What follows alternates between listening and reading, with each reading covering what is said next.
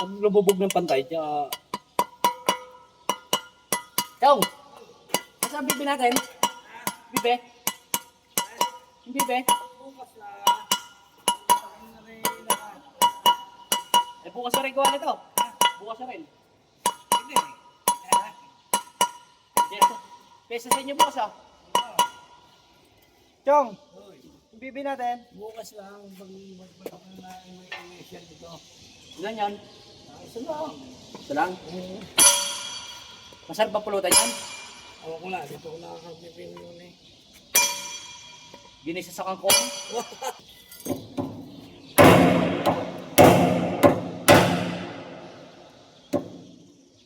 Wala, mabubulan yung katsong. Kung saan pa kami nagbaklas, tiyo. Ha? Mabubulan yung truck mo.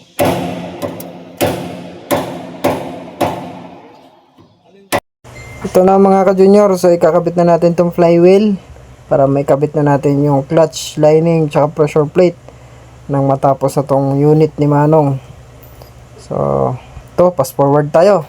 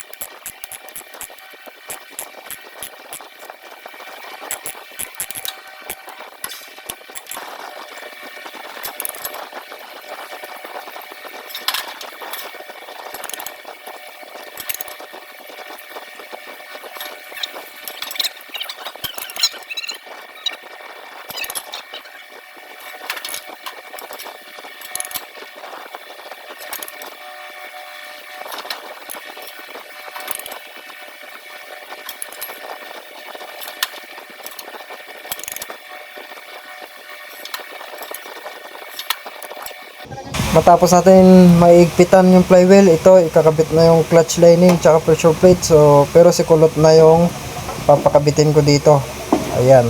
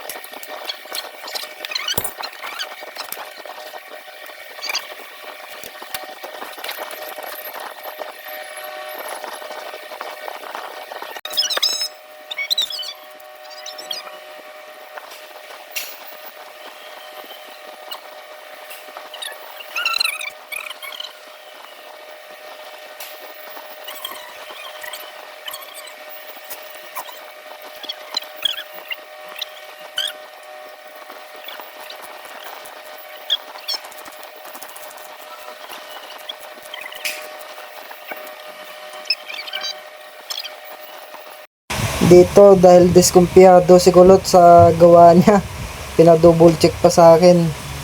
Ayan, so siyempre double check natin to, yung higpit tsaka yung clearance ng pilot bearing tsaka clutch lining, kasi dapat 0-0 yun, dahil kung tumagilid yun ay kahit anong salpak nyo ng transmission ay hindi nyo yun maipapasok.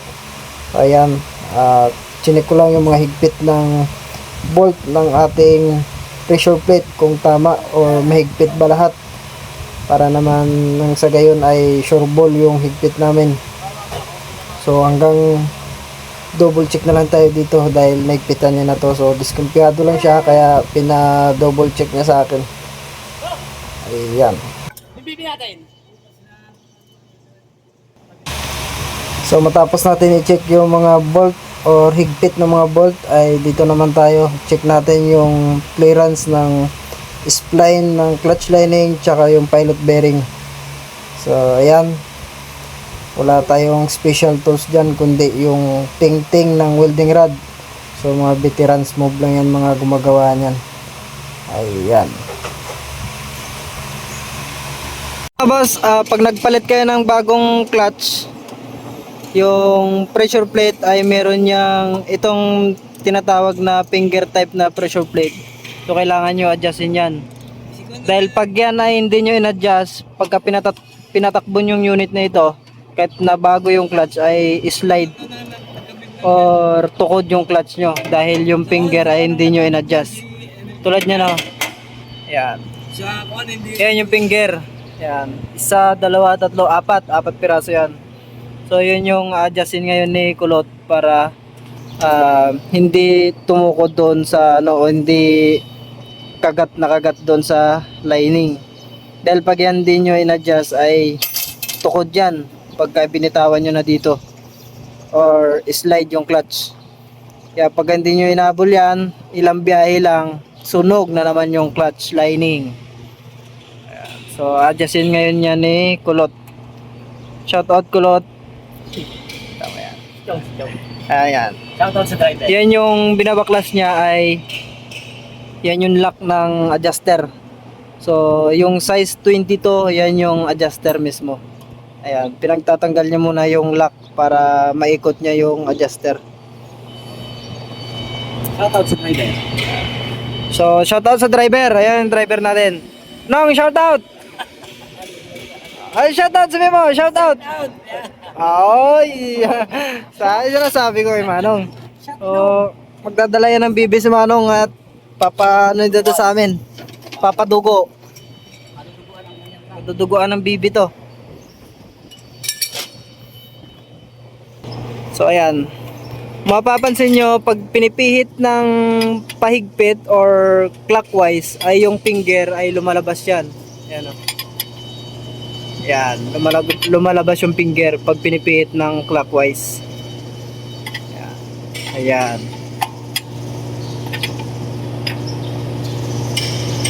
Yan, lumalabas.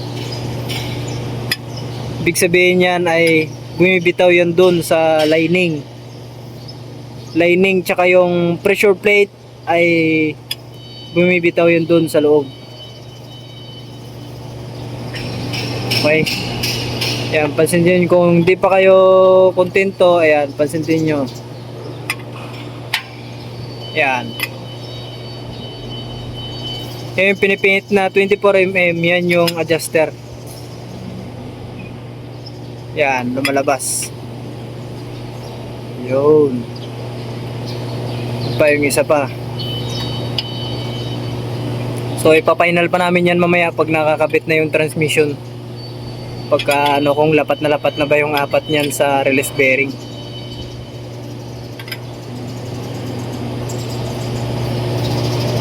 Okay.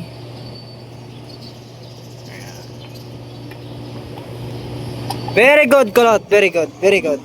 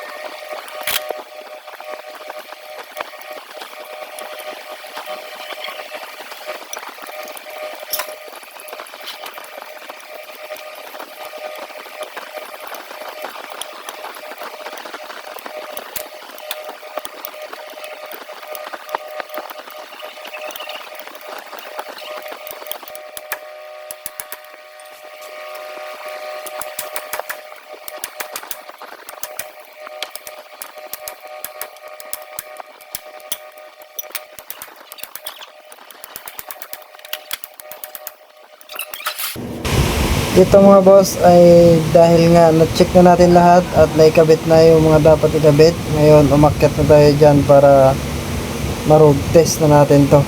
Kung okay na ba yung unit na ginawa natin. Yan, sinilip-silip ko lang sa ilalim kung may mga gamit pa na naiwan. Sa ganun ay pag inalis natin yung unit ay wala tayong madadamage.